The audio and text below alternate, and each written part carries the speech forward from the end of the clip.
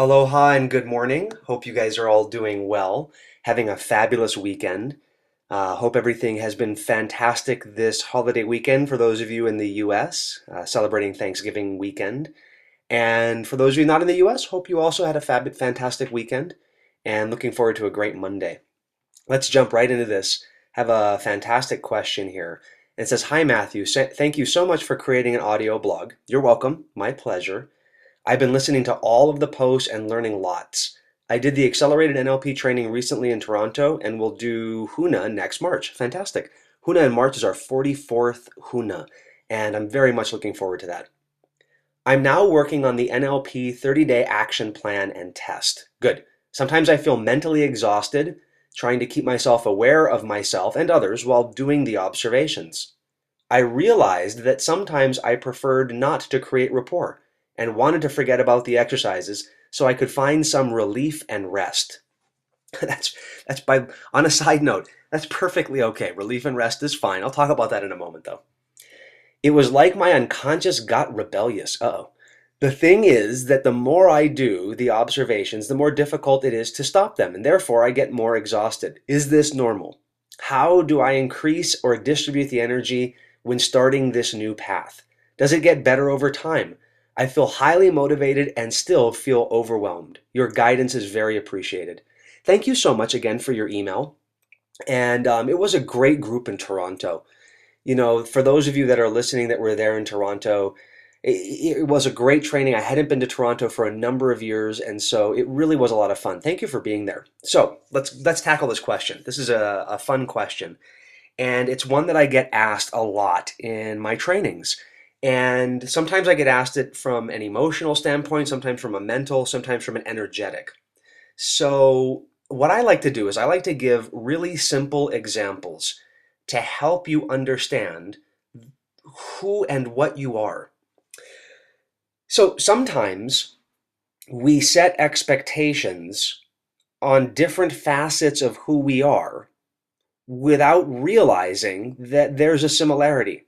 Okay, what do I mean by that? If you went into the gym after not having worked out for over a year, what would happen? Well, your body would kind of have a little bit of a shock. And I remember I hadn't worked out my legs for a while.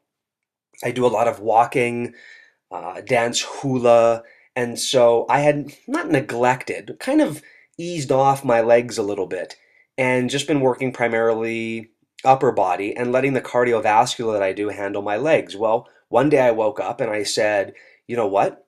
I think I'm going to hit legs hard today. And so for many of you that know me or have been to my trainings, you've probably seen the picture where I weighed 85 pounds more than I do today. And so, health and fitness is very important to me. And I realized I hadn't been really working my legs the way I wanted to. So I have a little setup in my garage and I go out there and I do some squats and I do some exercise that I hadn't done for a while. And the next day I woke up and if I hadn't known better, it was like the gods were punishing me for daring to go back to doing any legs. I could barely move. I was tight. Wow, what an amazing feeling. So of course I go down to the gym and I work out. I do a little bit more stretching. I take my time warming up. My legs though, for a week were worked out. The next time I went to go work out legs, I couldn't do as much. It was difficult. I wanted to stop. I wanted to take a break. But I kept going gently in a calm, centered, and balanced way. I kept pushing just a little bit. And then it got easier. And it got easier. And this was a few weeks ago now. And now what? Now I'm able to do legs. The recovery time is a lot faster. And my body has gotten used to it. I think many people are familiar with that, going into the gym or doing some sort of exercise after not having done it for a while. And you kind of expect that the physical body is going to be tired. Yet we don't sometimes think that it's going to be the same way mentally, emotionally, or energetically. When you come to Huna, it's an energetic workout. And I routinely tell people, you got to eat right, you got to drink lots of water, get lots of sleep. Some people, they get an energetic high. Some people halfway through, they feel like they're getting an energetic workout. Either one is perfect. NLP, psychological based things that deal a lot with consciousness and the unconscious, and emotional work for that matter as well, can feel like a mental or emotional workout. If you are a lifelong learner and you're used to absorbing mass amounts of information and read a lot, coming to a training is going to feel like doing a new workout. It's actually going to increase your mental energy. If you're not used to doing that and you haven't been to a training for a while, or you haven't been to one that goes into the level of depth that we go into in our trainings, then what can happen is you can feel a little bit of exhaustion. You can feel a little bit of tiredness. And so to answer the question, is it normal? Perfectly normal.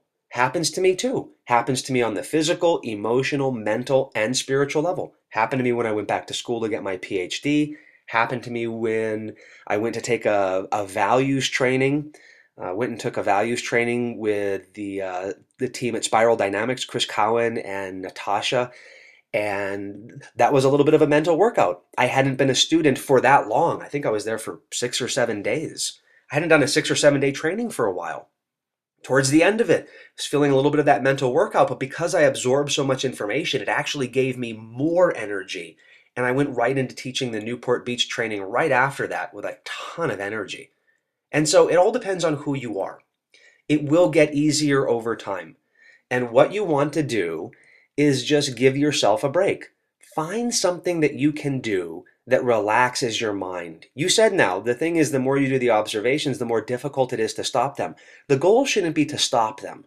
The goal should be, what is it that you do that just kind of lets your mind go numb? And look, I'm one of those people that it's okay if you watch TV shows. Go play video games. I mean, I've had students email me and say, I play video games, Matthew. Is that very spiritual? My response is pretty simple. What does it do for you? And one of my students said, it allows me to relax and just my mind goes blank and numb. And I said, that's perfect. I meditate to do that.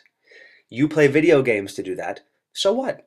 As long as it's getting your result. Now, if your video games take away from you achieving the things that you want to achieve in life because it's more important that you reach a certain level in a certain game, okay, now that's a distraction. Now that's a problem. If you do it, it is in moderation and it gives you a positive benefit, then by all means. So here's my best suggestion. You ready? Find something that gives your mind a break. Find something that gives your emotions a break and just do that. Maybe 10, 15 minutes a day. Go stare at nature. Go do some deep breathing.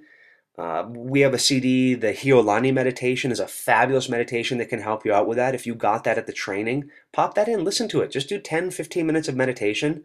That will kind of help to reboot your brain, and that will help to give it the downtime that it needs. That's all it needs. Don't stop the observations. Keep the observations going. Find some way to bring in some downtime. And realize that you do have a spiritual body, a spiritual aspect to who you are. You have a mental body, a mental aspect. You have an emotional body, which is your emotional aspect, and you have your physical body. All of them need R&R, rest and relaxation. All of them need exercise. All of them need to be built up, and all of them need to be taken care of in a very positive way. Hope that helps out. I hope that answers your question. I'm looking forward to seeing you at the Huna in March. Malama pono, we all stand in righteousness. Aloha ke kahi I ke kahi. Treat everyone with love and respect. And aloha ahui ho.